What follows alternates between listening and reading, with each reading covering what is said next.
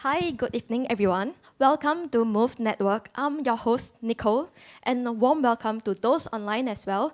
Thank you so much for joining us today. Today's session, we'll be talking about market outlook after the US election, how you can include US equity to enhance your overall portfolio allocation. And finally, we have a quick demo at the end on how you can access ETF on our moomoo platform. For our online friends, please put in your questions so we can have them addressed during the Q&A session.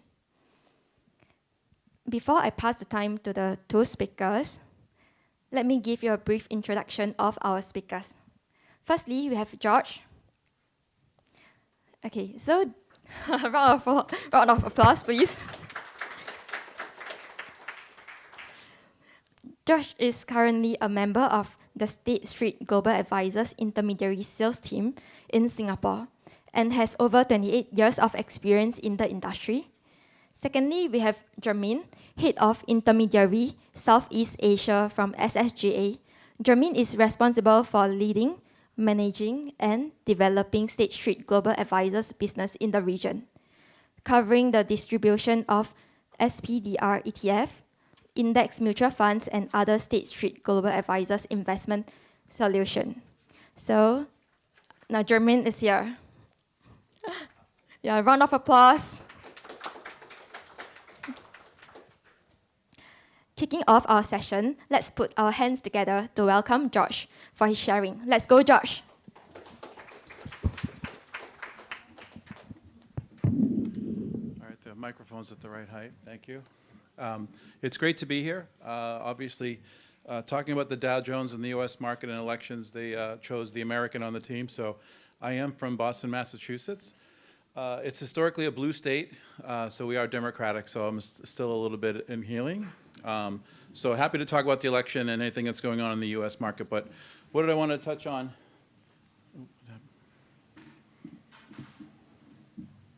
Just a little bit about kind of where the markets are now, pre and post market update. Touch on the Dow Jones, which is one of the oldest indexes, as opposed to, I think a lot of people know about the S&P 500, but I grew up with the Dow Jones, and I would wake up every day and look in the newspaper to see what the price was of the Dow Jones. And then we'll touch a little bit on that, and then after that we'll have a fireside chat. But certainly the Dow Jones and the S&P 500 are two of the part of the most best representative of the U.S. market. And then we'll just take kind of like where we are right now. And it looks like it's a rising tide that's raising all the boats, right? And so most of the markets have done really well this year. You can see the U.S. is strong. I think we're in a productivity boom, probably driven by AI. If you look at the Max 7, they represent 30% of the S&P 500 now. So that's a pretty big exposure. And we'll touch on a little bit about how the Dow Jones can potentially help you in diversifying away from the Max 7 and how that can complement your portfolio. But you can see it's been a pretty positive year with the exception of LATAM. Unfortunately, it's the one laggard on that. So if the most recent is obviously November 6th. Trump was put into as our new president-elect. The good thing was that it was a pretty decisive victory. So there wasn't 3 days of, who was going to be and going into the law, in Supreme Court. So I think that was really good for the markets. He swept more than people thought.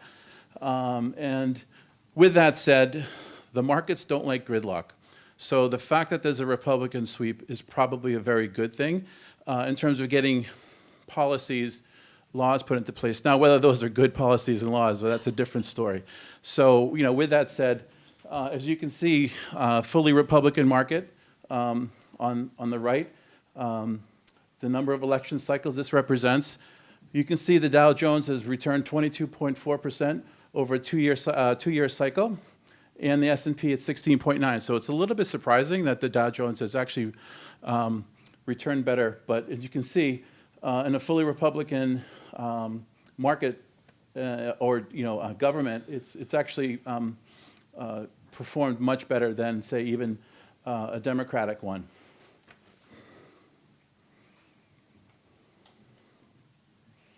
So you can see this is the fourth quarter in president election years. there's really been only 3 down years in terms of 3 down quarters of the fourth quarter.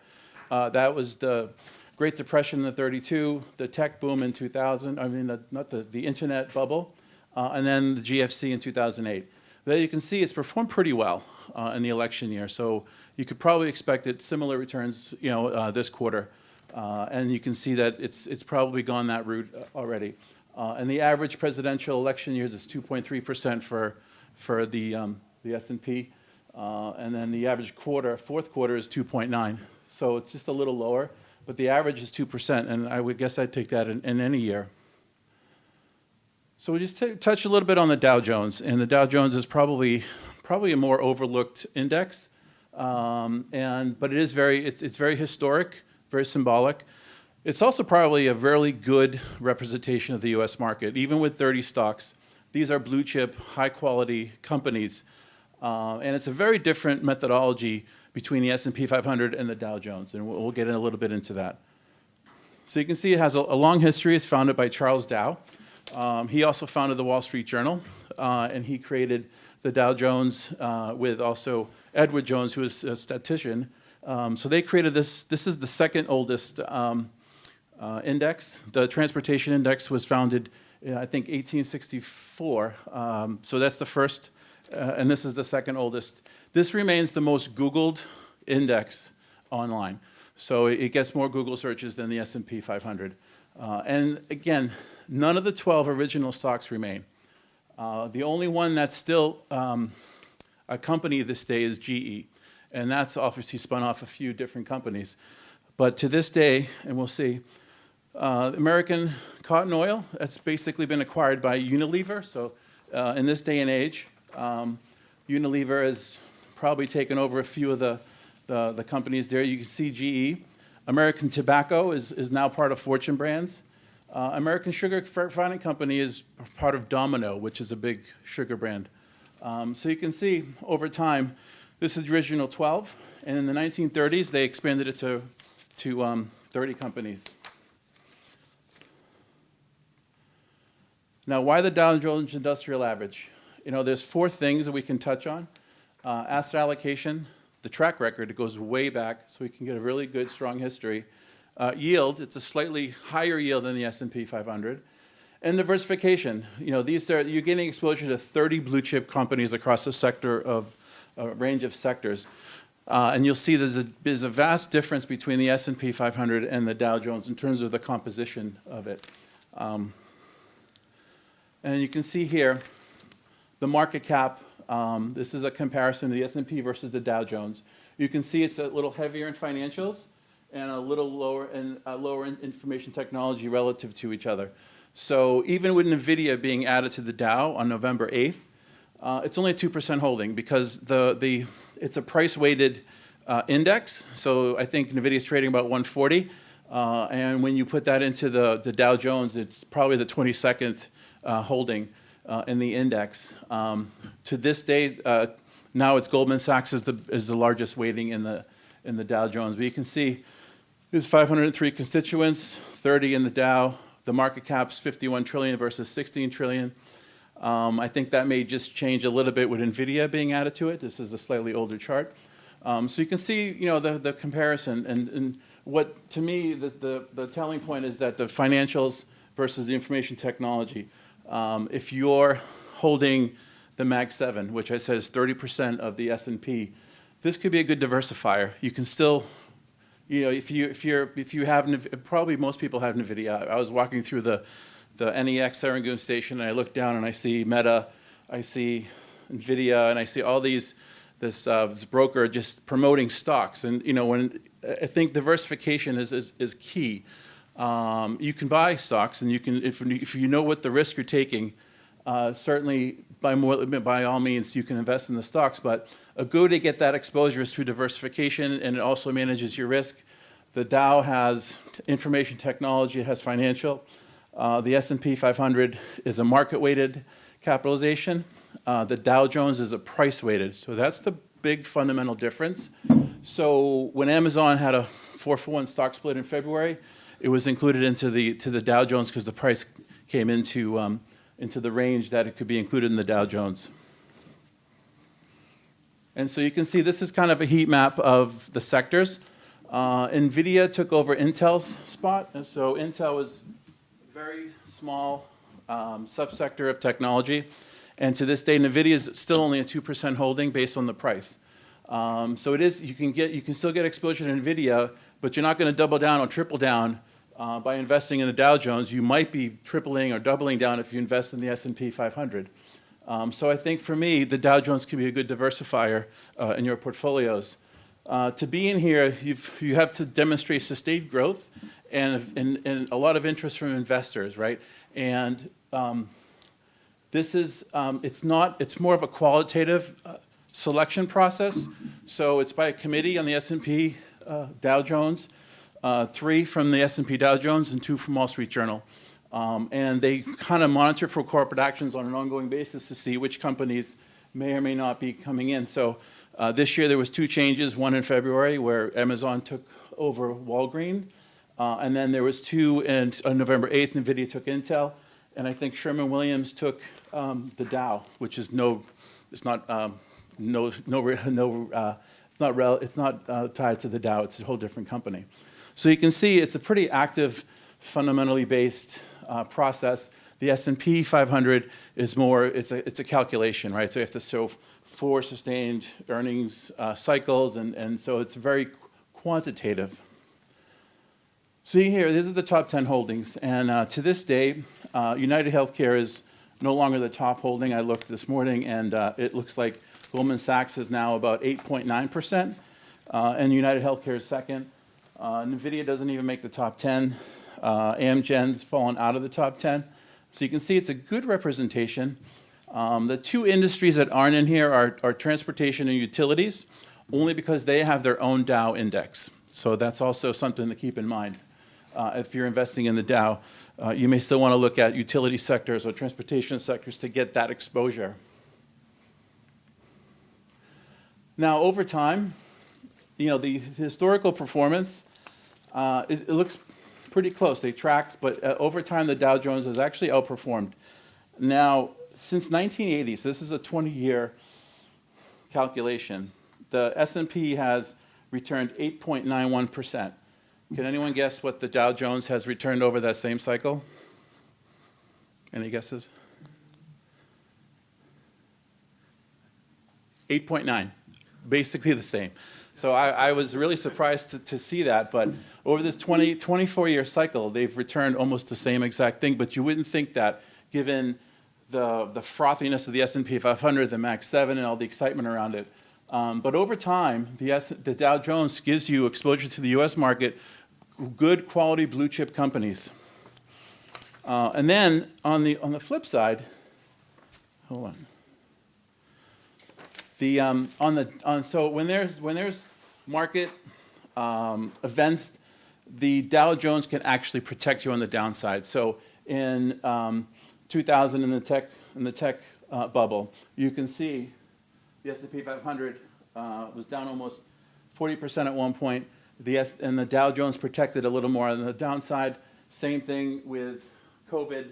Same thing with the GFC. So it does give you some protection on the downside, which is something to keep in mind as you put your portfolios together. I'll go back one. Oh. All right. I think I broke it.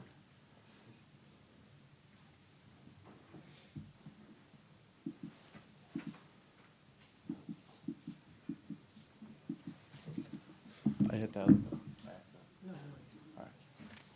So I just wanted to show you that the sector exposure isn't stagnant over time. Thank you. Thanks.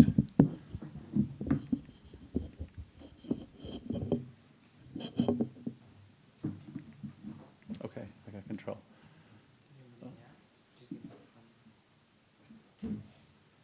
I always break technology, and my kids fix it. My 10-year-old.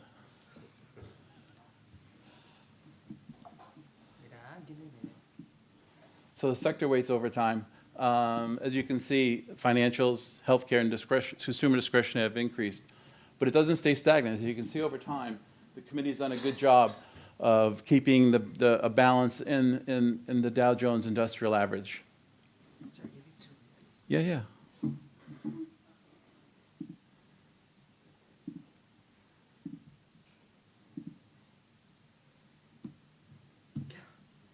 Sorry, I think the monitor there is some issue. Give it 2 minutes. Let me try to fix this.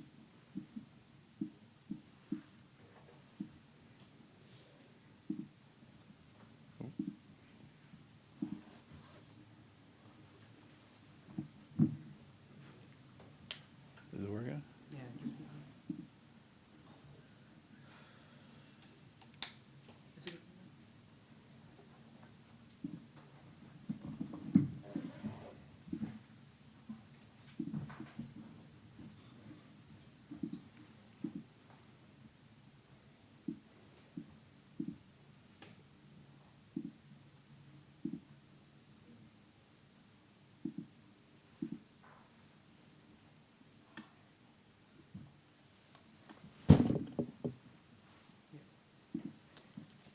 There you go.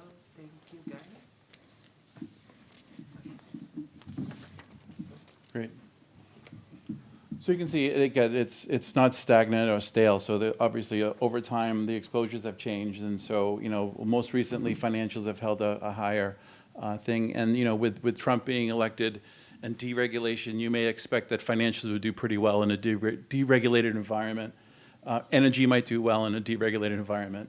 Renewables may not be because of his policy on climate change. So there's something to keep an eye on in terms of the policies that he's passing. But for the most part, I think you'll see financials, energy, and even aerospace and defense might do well in a Trump presidency.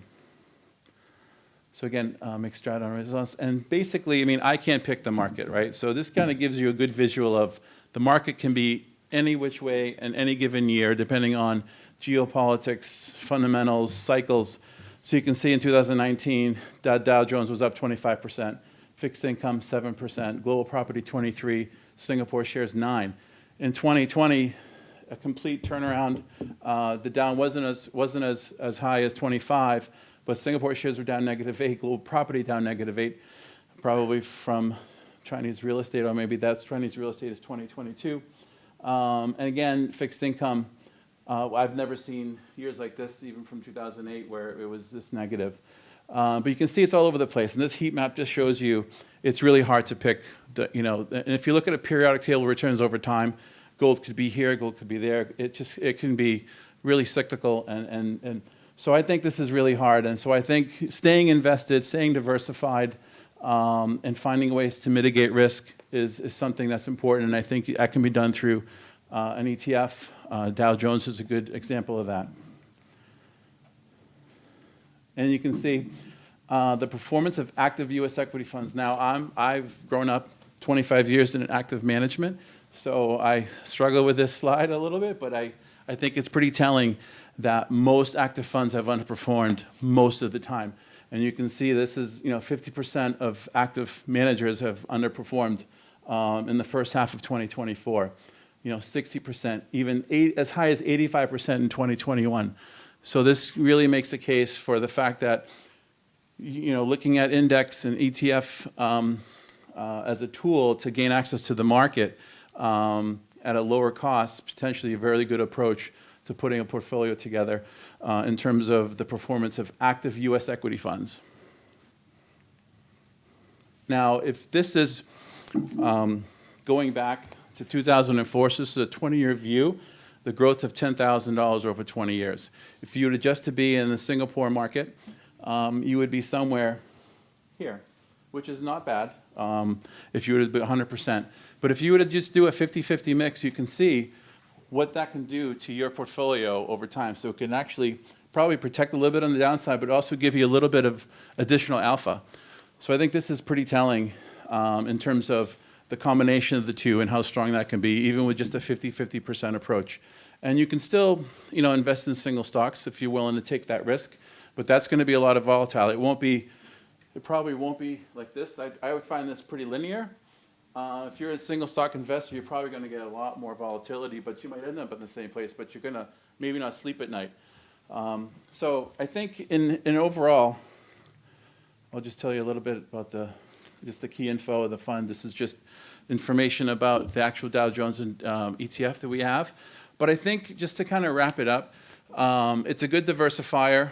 Again, it's a price-weighted index versus a market cap-weighted index.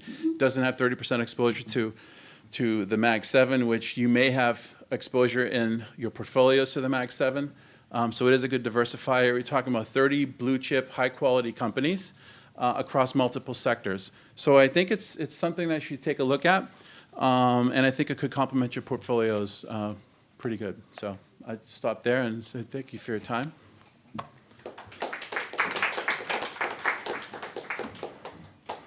Thank you. Thank you so much, George. Okay, so anyone have questions for George? Please raise your hand. Anyone?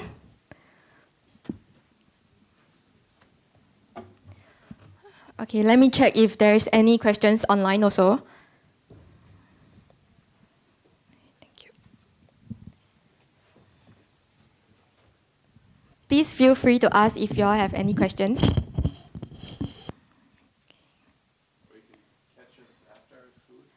Yes. Okay, so coming up next is our fireside chat. Let's welcome Jermaine to take a seat with me. Round of applause.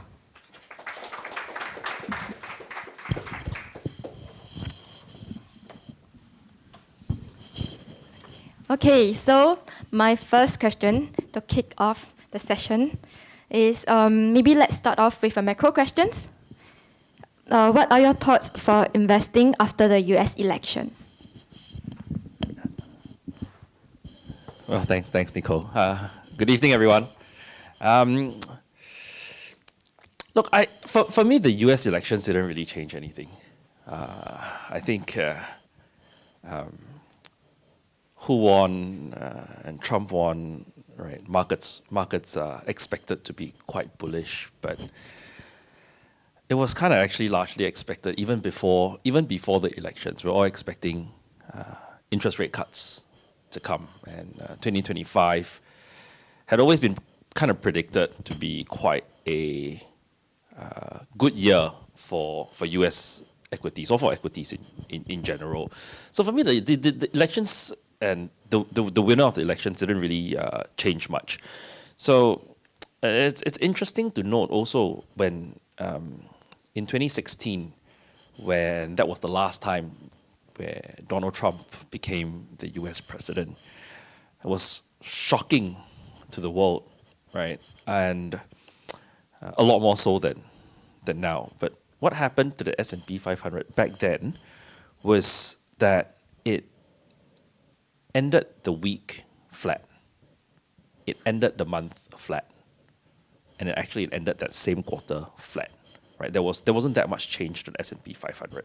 Does that mean that there was no volatility? It's not true.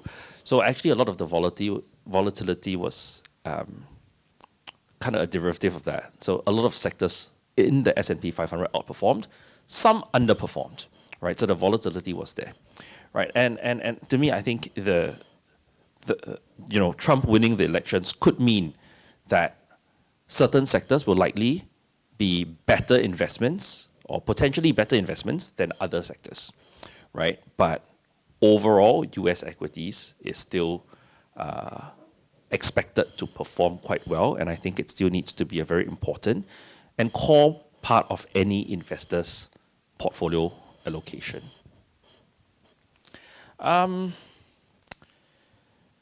Yeah, so it didn't really change much for me. Stay invested.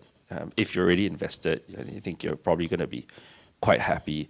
And we were expecting 2025 to also be a pretty good year for equities. I was, I've said this a few times at some of my previous talks, and I was in a room quite recently with a number of the private bank CIOs, and I think the consensus also was that they're all quite relatively bullish on equities. So from a macro from a macro standpoint, looking at all, well, I guess macroeconomic factors, inflation, potential rate cuts, unemployment, GDP growth, looking at all these things, it really seems like it's all nice and rosy, right? Markets are going to go up. The one biggest fear that everyone had, the one biggest risk was geopolitical tension.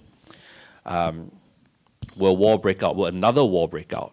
Will there be some form of nuclear or, South China Sea, China attacking Taiwan? I think that was the main source of risk and concern that can potentially impact markets. Now, in the absence of anything major happening around the world, it is likely that markets will continue to perform. Thanks for sharing. So maybe, right, like after Trump won, then maybe you what segment or industry that you think will be doing quite well,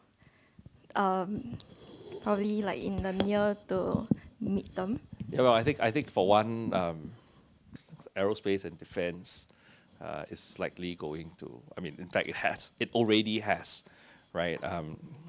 Read the news. Anything that Donald Trump likes, usually those sectors will tend to perform quite well. Then probably I want to go a bit further in that in Dow Jones.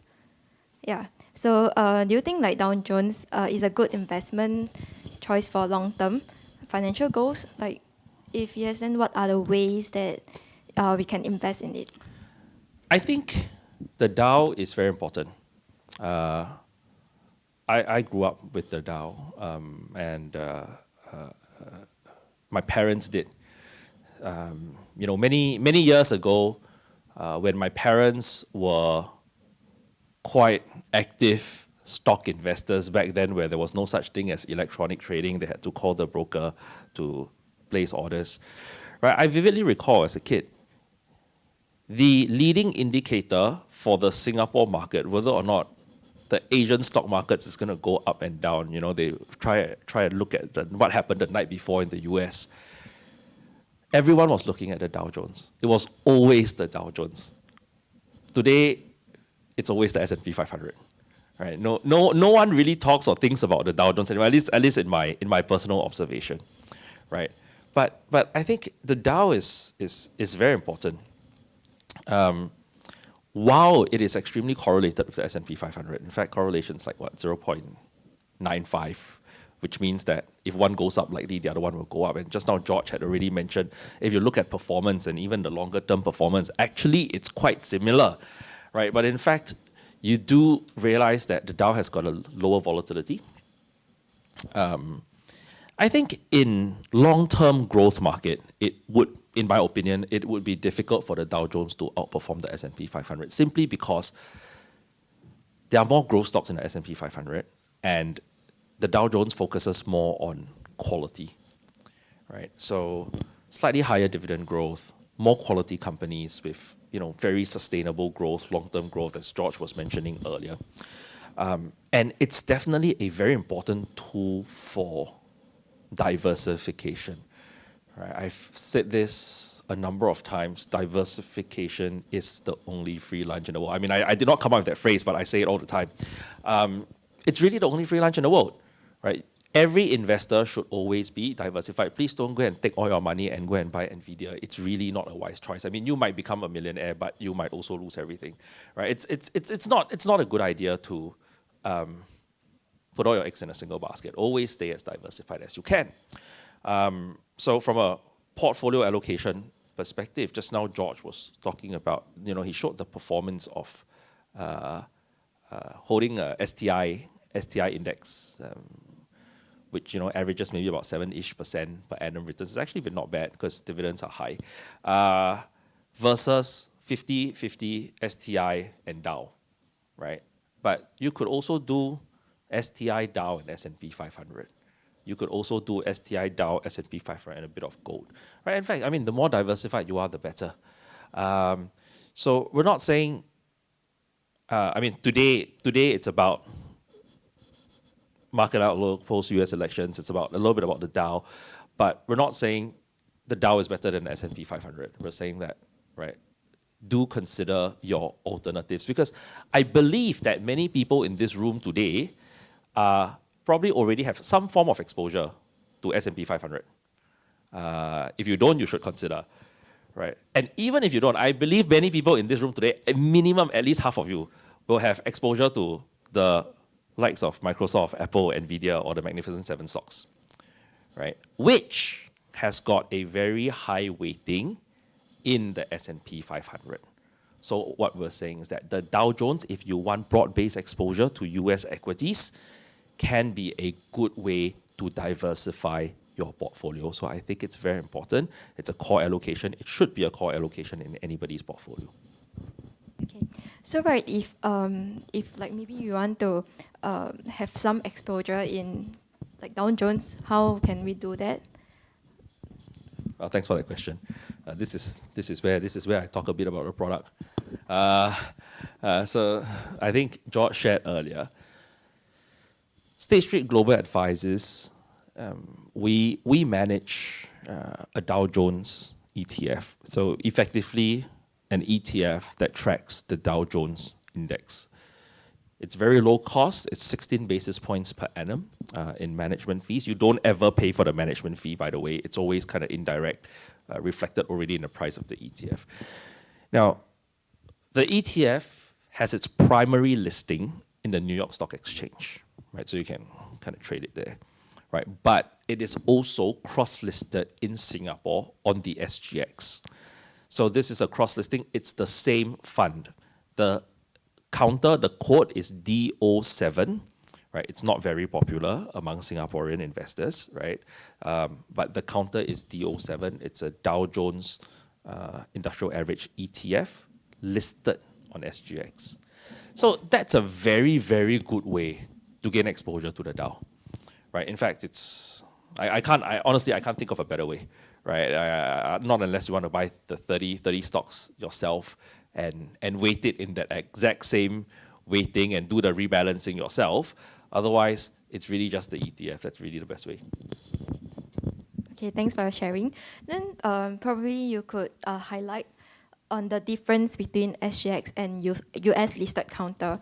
Like probably, do we have any liquidity concern? Yeah, I get this question a lot, right? I always tell Singapore investors, we got to support local, right? So come and trade on the SGX. But I know that doesn't resonate well with a lot of people, right? Your pocket is more important. Now that said, Singapore versus US. So if you look at liquidity and if you look at volume, now obviously the US ticker is much higher volume than the Singapore ticker, right? Because it's just a different market. It's different people trading. That's volume. Now let's talk about liquidity. How do we define liquidity? Why do people always talk about liquidity, right? Liquidity is defined as really how the ability or how easily you can convert an asset into cash, basically, right? So if you own a HDB flat that's under MOP, that's not liquid. If you own a private property which you can sell anytime, it's somewhat liquid, depending on how quickly you can sell it, right? It's how easily you can convert it into cash. So with stocks that has got no volume or very low volume, now liquidity is a concern because you'll be afraid that, hey, I want to sell, I cannot sell because there's no buyers. And if there's no buyers, that's a problem. But for ETFs, it's not the case. Now, even if an ETF has got a volume of 0, I'm saying right now that it is still liquid. Why?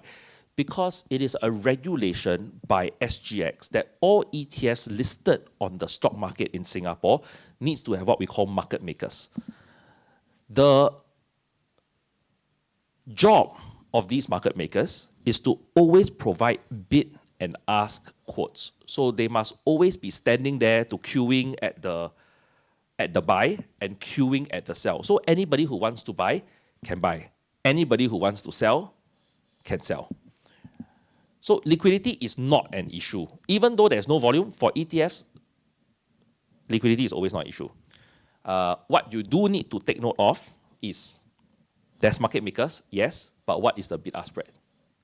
So they are always at the bid and the ask, right? But what is that spread? How many ticks apart are they, right? So sometimes on SGX, the ETF, the bid-ask spread is narrower. Sometimes it's a little bit wider. So you just gotta monitor that. I would just add that two things about trading the Singapore counter versus the US counter, and this applies for general cross listings. It's not just specific to this ETF. There are a number of other ETFs that are cross-listed from overseas into the Singapore Stock Exchange. One is that obviously you can trade it in SGX time zone, so you don't have to stay awake at night, right? Past the wee hours and then try and do your trading. No need, right? 9 to 5 Singapore time, 5:30 actually. And then the second thing is that you can use your SRS money to buy ETFs, even though they are cross-listed on Singapore Exchange. SRS is, if you're not familiar, do go and find out.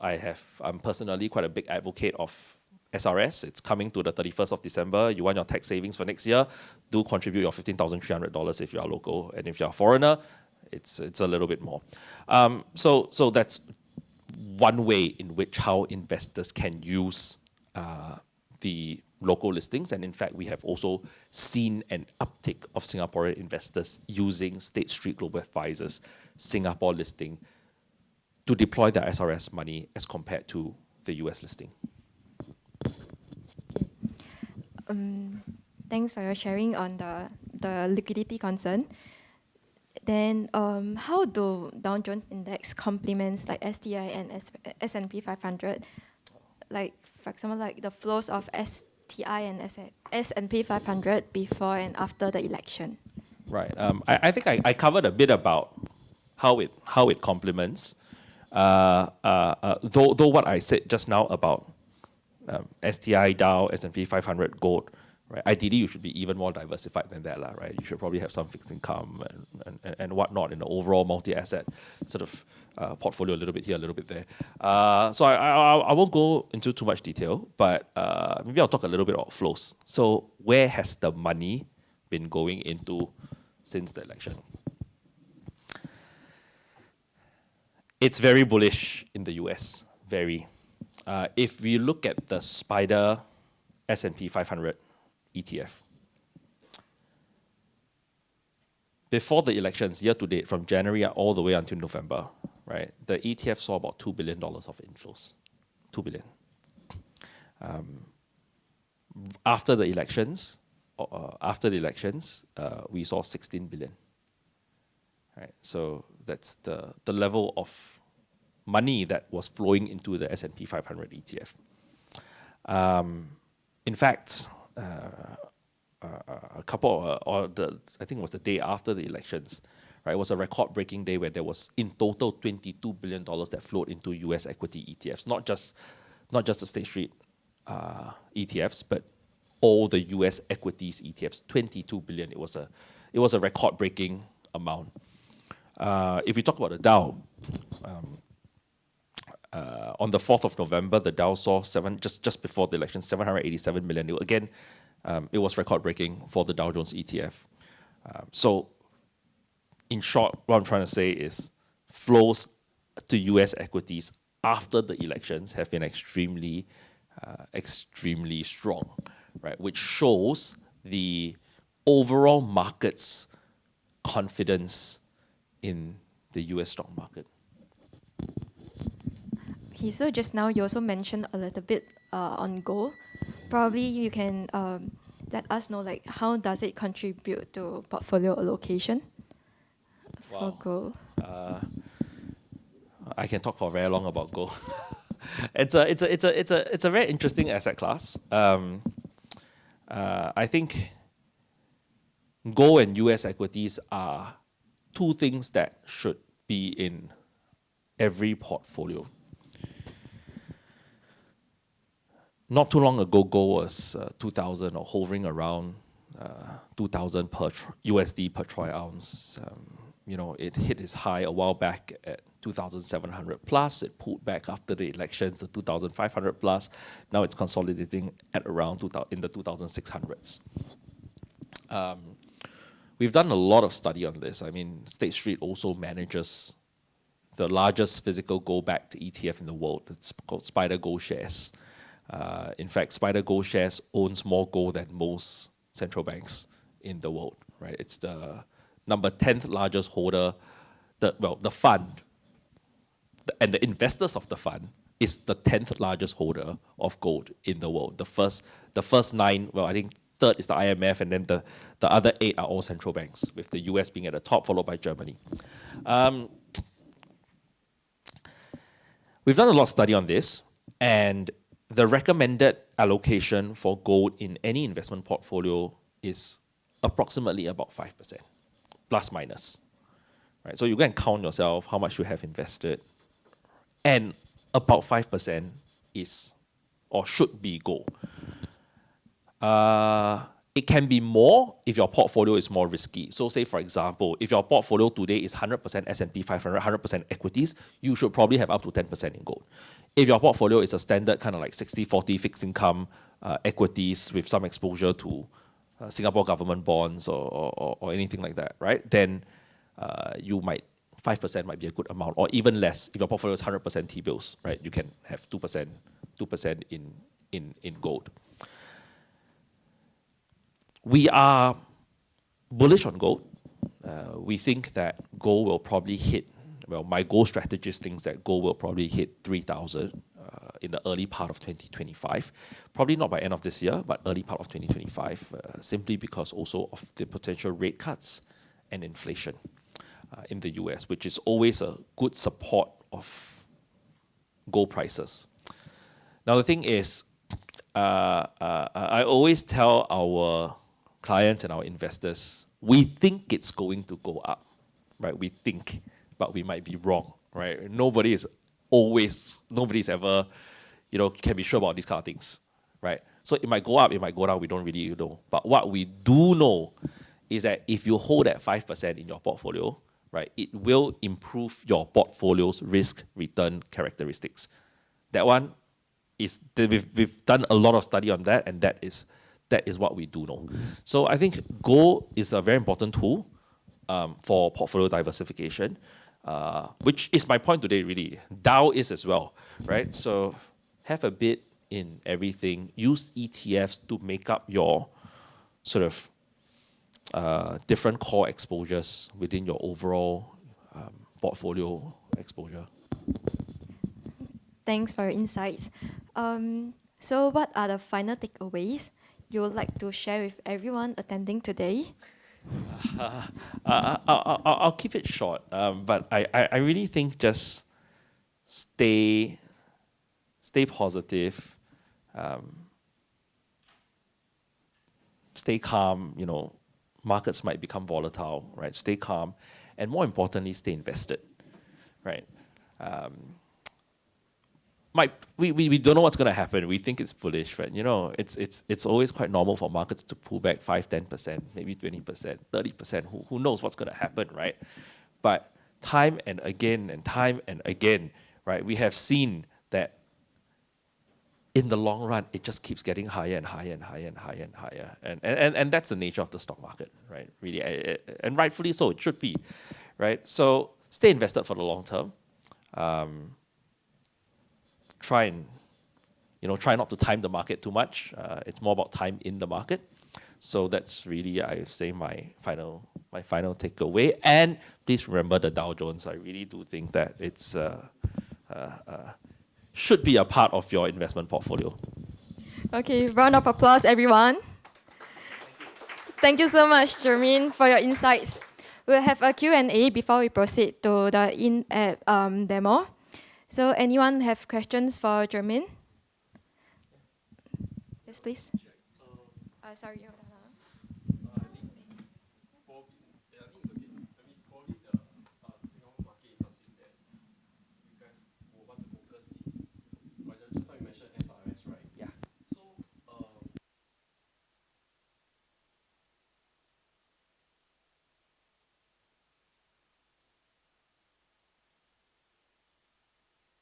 I hear you, I hear you. It's a very good question. Okay, so for those at the back who might not have heard this gentleman, he's asking us if, as an ETF issuer, have we got any thoughts about bringing in Ireland domiciled ETFs to Singapore? The answer is yes. We've thought about it, and we're always looking on how to better improve. But we are faced with certain challenges. If you ask me, is it going to be immediate? Not yet. Will it come one day? It will. For those who are not so familiar, let me explain the nature of this question. It's due to tax. Okay, so for a Singaporean investor who invests in the US, any stock in the US or ETF, whenever the stock pays a dividend or the ETF makes a distribution, if they declare $1, the Singaporean investor receives only 70 cents. So there's going to be that 30% withholding tax, cannot run away, right? So even though the cross-listing is listed on SGX, it is still the same fund, thus the withholding tax still applies. For an Ireland domiciled version usage, due to the tax treaty between the jurisdictions US and Ireland, when the underlying companies pay dividends to an Ireland domiciled vehicle, the tax there is 15%. And when the Ireland domiciled vehicle pays dividends to a Singaporean-based investor, the tax is 0%. So net, there is a potential tax saving. So yes, you are very right. It is the more ideal vehicle, right? But I would also like to say that in general, cost of ETFs in Ireland tends to be higher. So if you look at the management fees, if you look at trading costs of ETFs listed in that part of the world versus ETFs, the US domicile, cost tends to be slightly higher. Now, net, is it better? It could be. You have to go and count yourself, right? So if you look, say S&P 500, what's your dividend yield? Maybe 1%, 1+%. So 15 basis points of that is maybe, 15% of that is maybe about 15 basis points. Or, right, you can go and calculate it yourself and then, check if, you hold it for the long term, minus off your trading costs, minus off your more expensive management fees, what makes more sense? Of course, agree with you, sir, that if we bring in an Ireland domiciled vehicle, that would be the most ideal. We are really considering, and I hope it happens. Thank you. Then, do we have anyone want to ask any questions? Great. Okay. Actually, we have one question for George online. The question is, do you have past records or history in the event when stock crash? How much would it drop given the current price is already up so much? Also, any reverse split? If yes, when? Is that on like past records or history in the event like when stock crash? Like how much would it? Yeah, when stock market crash. Yeah, I mean, Right. if you look at the three events that I showed on the graph, it was the market crash of the 30s, the internet bubble, and the GFC. The Dow Jones protected 20 to 10% in terms of that 40% drop in the GFC. So I think it does prove over those three very big events that it can protect on the downside. So I don't know if that was where the question was. Because he thinks that given the current price is already up so much, so how much would it drop? Well, I don't think it, obviously, if you just look at the relative drops in the last two, so the tech bubble, and I think the 1930s was something that was like a Great Depression, and it was I don't think you're going to see that kind of volatility. So if you look back at, say, COVID or the tech bubble, I don't think you're going to see like 100% down. That's just, in terms of the fundamentals and the way the economies are going, we're going through another, it's not an industrial boom, but it's a productivity boom. So you're seeing new technologies driving earnings. So I think there's a lot of positive momentum.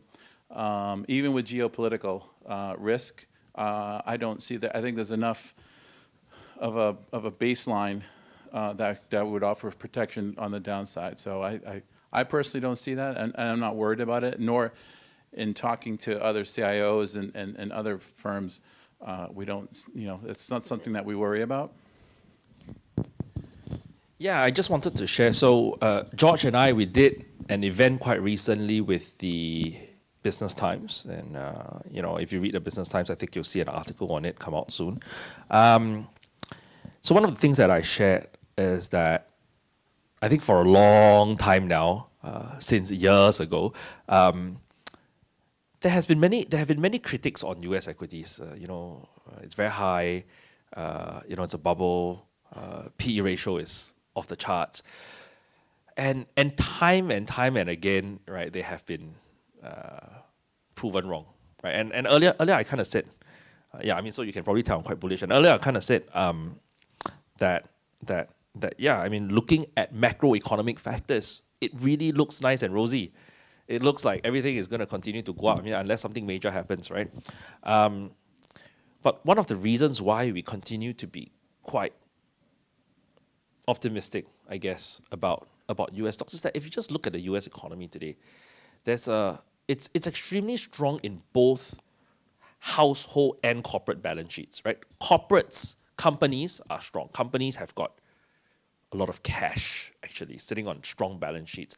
They've got good earnings, a lot of cash, and that's a result of past quantitative easing, right? And the low interest rate environment that has been going on for so many years. So companies are strong. Households are strong, in fact, stronger than ever. I'll give you a statistic. So the average household net worth in the US today, right, is close to 800% of disposable personal income. Now I'm sure you're thinking, hey, is my net worth 800% of my disposable personal income? Yes, but that's the average household in the US, right? This number is the highest that it has ever been. I don't think it has been higher, right? So on that front, right, it kind of means that the average household has got a lot of wealth, right? And is a bubble coming? I think macroeconomics factors point that there continues to be optimism in the US stock market. So I hope that answers the question.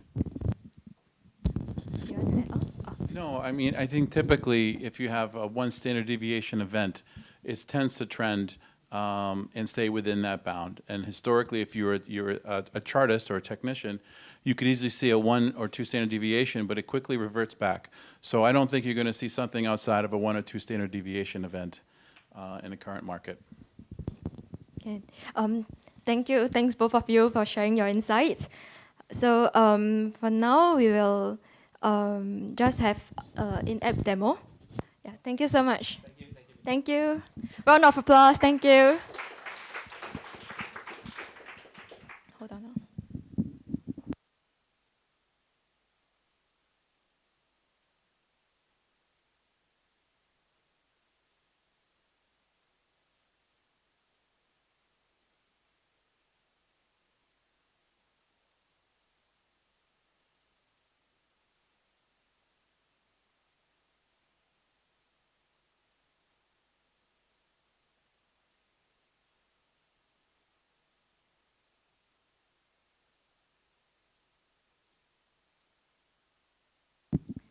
So I'm going to show you all very quickly on how you can find ETF on our moomoo platform.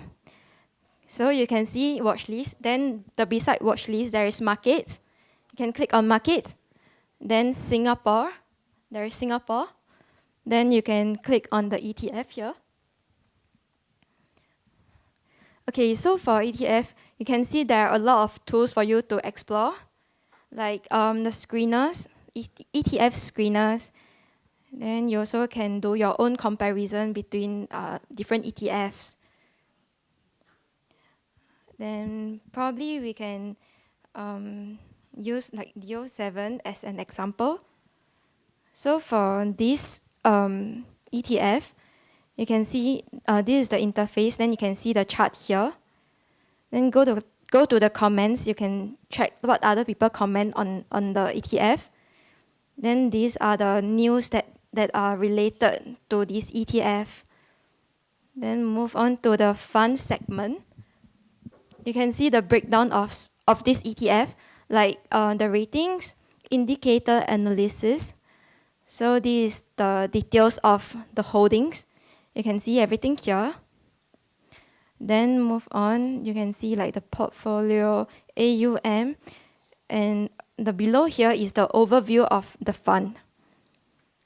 Yeah, so you can track everything here. So that's all for the in-app demo. So please do your own research before you enter any trades. Yeah. So if you all have any more questions, you all can approach the team during the networking session. Happy networking, everyone. Thank you.